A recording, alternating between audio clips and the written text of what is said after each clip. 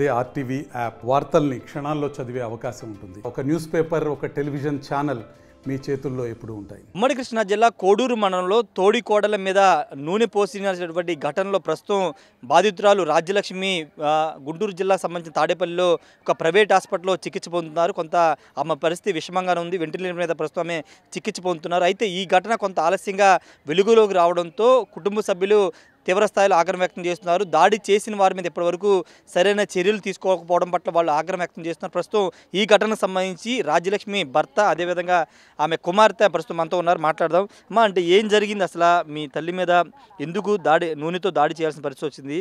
ఏం జరిగింది ఆ రోజు అసలు? మాది కోడూరు జిల్లా, మాది కృష్ణా జిల్లా కోడూరు గ్రామం.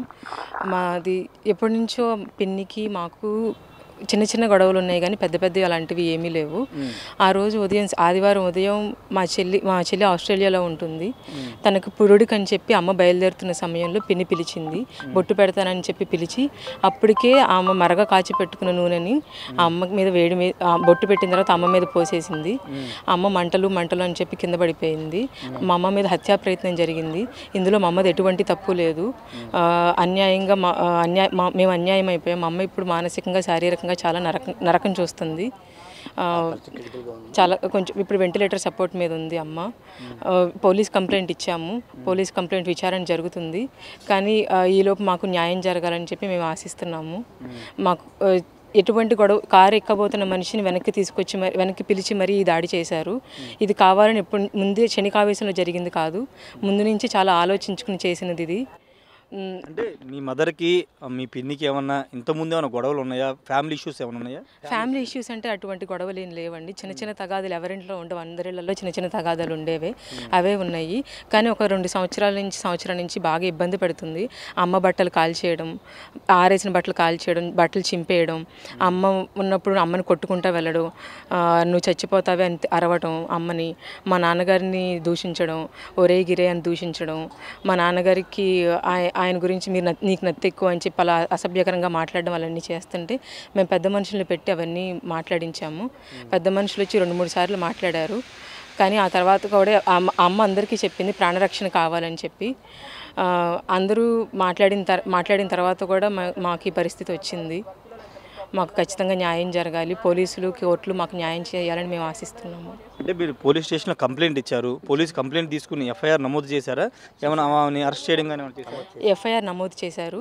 మా పిన్నిని పోలీస్ స్టేషన్కి కూడా తీసుకెళ్లి విచారణ చేశారు. కానీ రిమాండ్కి పంపించడం, అది కొన్ని కారణాల వల్ల రిమాండ్కి పంపించలేకపోయారు పోలీసులు వాళ్ళు.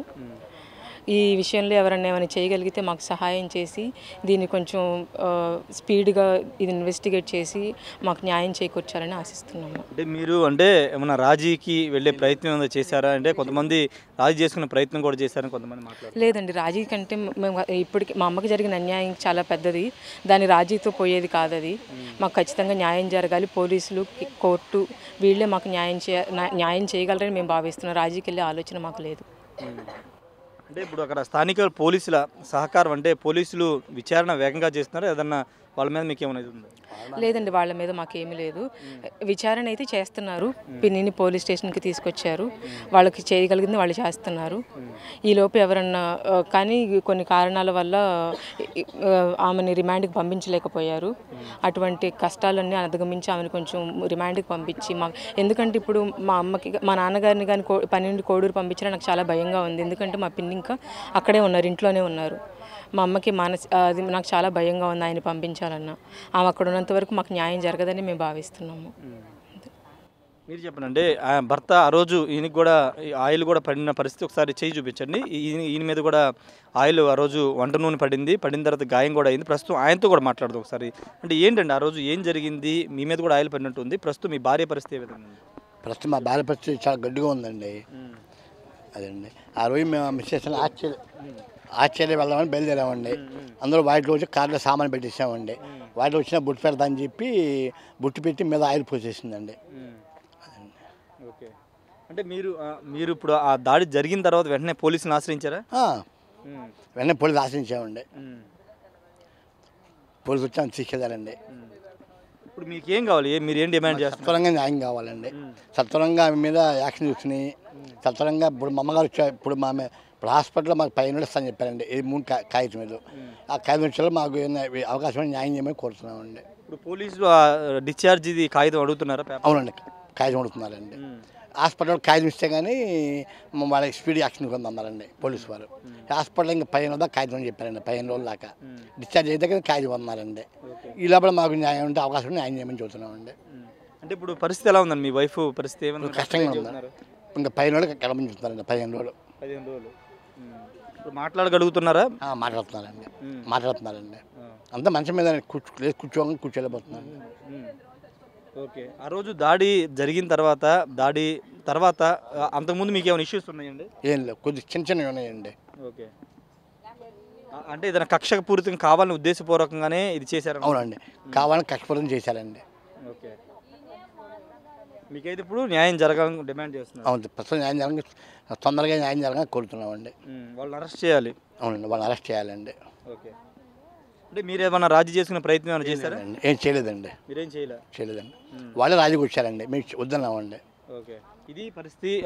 రాజీ చేసుకున్న ప్రయత్నానికి వచ్చారు కానీ మేము చేయలేదని చెప్తున్నారు. తమ తల్లి మీద దాడి జరిగింది, తన భార్య మీద దాడి జరిగింది, కక్షపూరితంగా ఉద్దేశపూర్వకంగానే ఈ దాడి చేశారు, చంపే ప్రయత్నం చేశారని కూడా భర్త అదే కూతురు ఇద్దరు కూడా ఆరోపిస్తున్నారు. కాబట్టి పోలీసులు కేసు నమోదు చేశారు కానీ ప్రస్తుతం ఆమె ఇంకా స్టేషన్ బెయిల్ మీద బయట ఉంది. కానీ ఆమెని అరెస్ట్ చేసి రిమాండ్ పంపించాలని డిమాండ్ చేస్తున్నారు.